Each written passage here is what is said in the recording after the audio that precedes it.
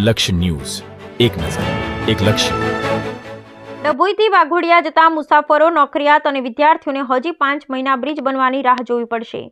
ગોર નજીક ઢાઢર નદી પર ઓવરબ્રિજની કામગીરી છેલ્લા 1 વર્ષથી ચાલતી હતી, જેની તારીખ હજી લંબાવવામાં આવી છે. ત્યારે આગામી 31 મે 2025 સુધી મુસાફરોને ડાયવર્ઝન આપેલ રસ્તાનો ઉપયોગ કરી મુસાફરી કરવી પડશે.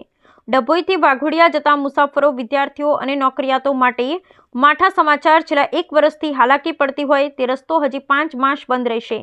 1 વર્ષ પૂર્વે ડભોઈથી વાઘોડિયા જવાના મુખ્ય માર્ગ પર ગોજાલી નજીક ઓવરબ્રિજની કામગીરી ચાલી રહી હતી, જેને કારણે કરાલી અને ખેરવાડી ફરી મુસાફરી કરવી પડતી હતી.